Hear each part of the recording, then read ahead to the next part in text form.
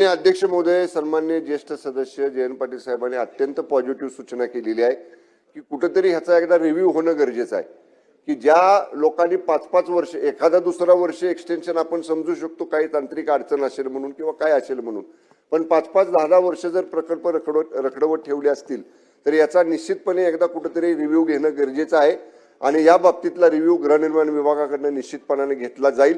कारण शेवटी राज्य सरकारची प्रायोरिटी आहे आणि केंद्र सरकारची हाऊसिंगच्या बाबतीतली माननीय पंतप्रधान नरेंद्र मोदी साहेबांचं सुद्धा विजन आहे की आपल्याला सगळ्यांना घरे या ठिकाणी हक्काची द्यायची आहेत. त्यामुळे जयंत पाटील साहेबांनी ते विजन पूर्ण करण्यासाठी पॉझिटिव्ह सजेशन दिलेलं आहे. पॉझिटिव्ह 25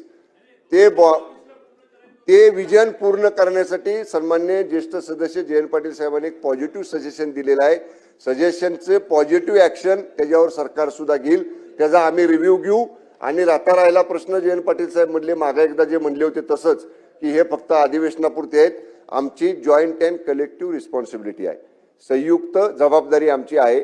आणि आदरणीय एकनाथजी शिंदे साहेबांनी सांगितलेलं आहे आम्हाला की जे उत्तर तुम्ही द्याल सभागृहामध्ये ते उत्तराचं आश्वासन पूर्ण करण्याचे सुद्धा अधिकार तुमच्याकडे आहेत. तुम्ही ते पूर्ण जबाबदारीने बैठका घ्या, निर्णय घ्या, त्याप्रमाणे विभाग अंमलबजावणी करेल. त्यामुळे आदरणीय जयंत पाटील साहेब आपल्याला फक्त एक साक्ष काढतो. ऐका ना साहेब, तुम्ही वरुण सरदेसाई साहेब तुमच्या बाजूचे, त्यांना विचारा. त्यांना मी आश्वासन एक दिलं होतं, मी माझी बैठक घेतली, त्यांना बोलवलं आणि पॉझिटिव्ह मार्ग आम्ही वरुण सरदेसाई साहेब खाजगीत भेटून सांगा जयंत पाटील साहेबांना ते बघा.